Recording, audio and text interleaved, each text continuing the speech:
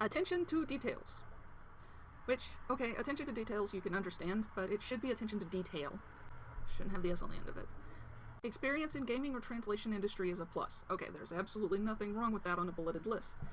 So when you're looking at this, you gotta make sure that you're not trying to over-edit something that is perfectly fine in your local language. So really the job of a localization copy editor is to make sure that we don't have the same mistakes that we did in the past with translations, like all your base or belong to us, that kind of a thing right there.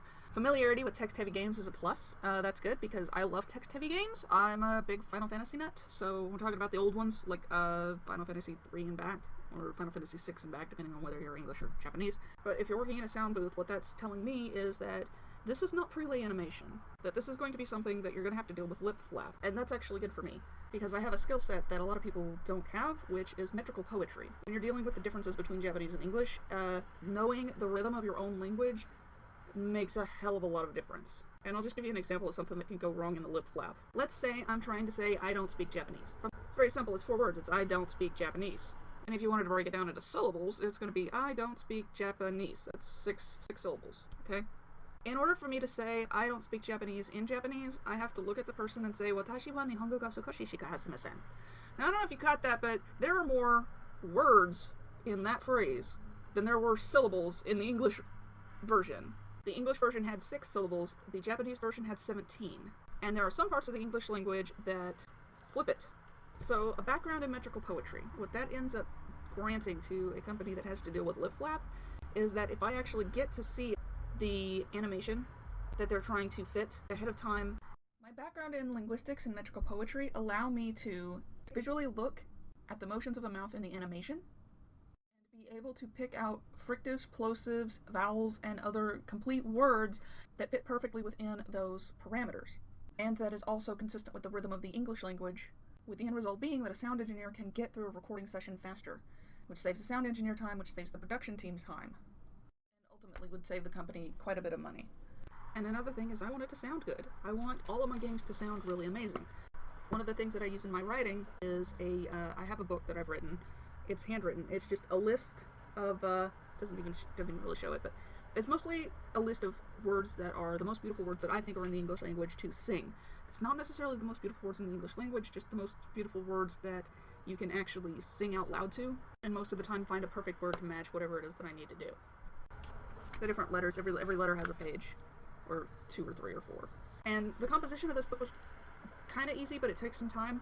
It's just a matter of, especially when you're hearing songs on the radio, listening to the words that keep getting repeated over and over again from song to song. There's like 1,000 songs about angels because the word angel is like very pretty when it is sung out loud. But anyway, here's one of my favorite old blogs that I used to read on the differences between Japanese and English, and it's pretty fun and pretty telling. If I go directly to the grammatical structure, what he has to say about it is amazing. The Japanese have what could be called an interesting grammatical structure, but could also be called confusing, random, bogus, or evil. In an English sentence, Jane went to the school. The same sentence in Japanese, school Jane to went monkey apple carburetor, because of extra politeness and different things that they have to have. Japanese grammar is not for the faint of heart or the weak of mind.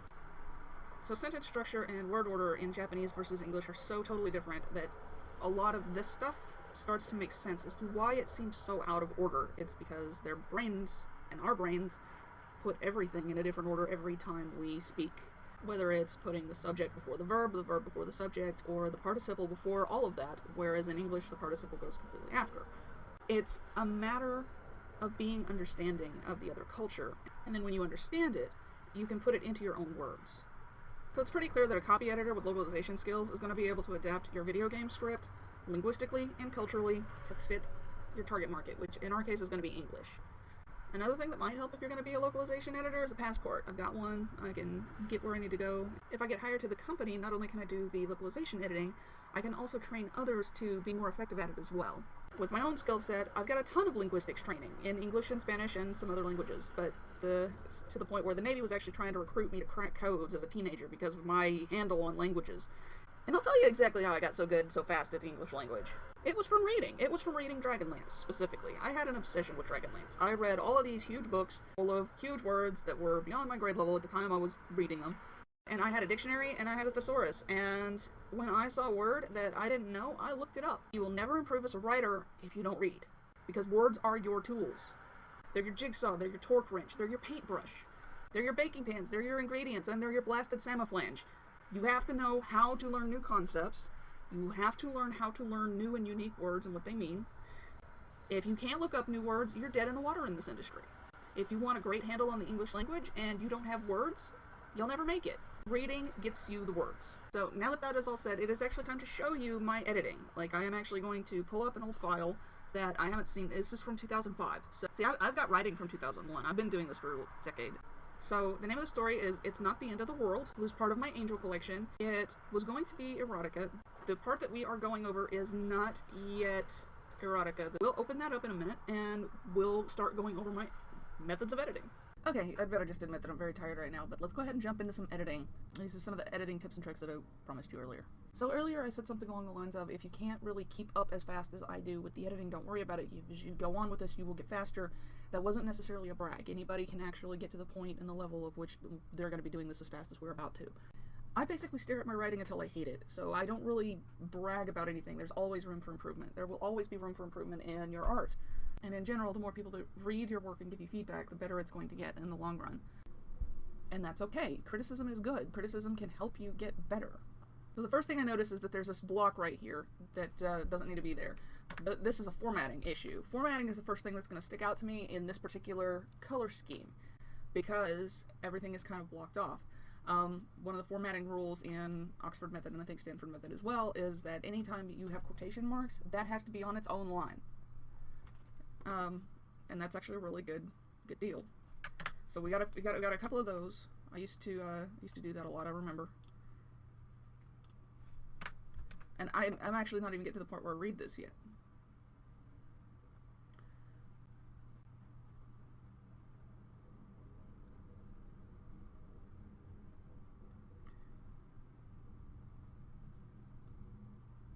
Now this might be so big that I would need to do something different with that. That's a lot of expositional onslaught. But yeah, what I'm doing right now is my eyes are just glossing over everything to check for only the formatting. This means that, you know, periods are... Okay, this has got to go. That's an unnecessary detail. That is fucking with the formatting. I might go back and fix that in a minute, but that's not,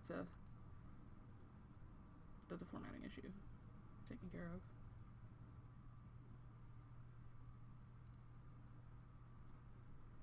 Okay.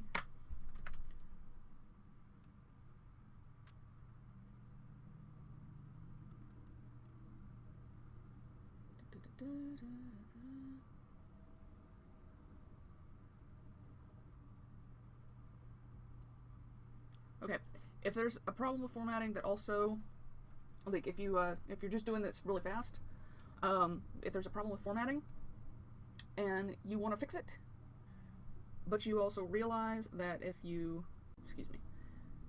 So here I've highlighted this because there is a problem with the formatting. There is also a problem with if I get too far into it, my brain is going to switch out of formatting mode and into what the logistics, or what's logically going on here and the flow of it, which is not the part that I'm working on right now. The only part that I'm working on is formatting. Or I will also highlight something and come back to it if I have a question about it, like, is this still how we do this? This was how we used to put in a break. This does not necessarily mean that this is how a break should go in right now. This is just how one particular instructor or something taught me to do it.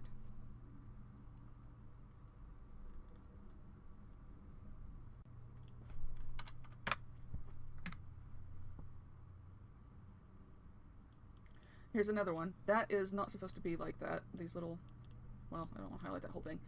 I've got, whatever is wrong there is, it's not a formatting issue, but it's sticking out to me so bad that I have to highlight it.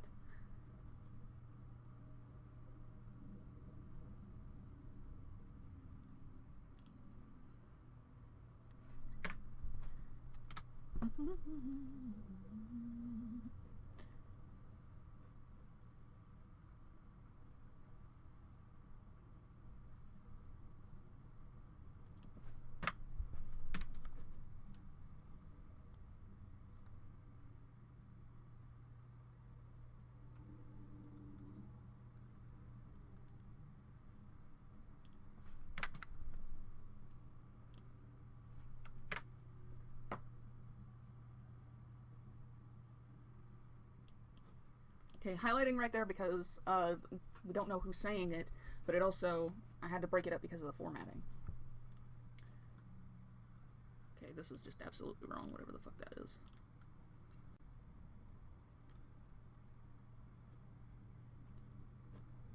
Okay, something's wrong there.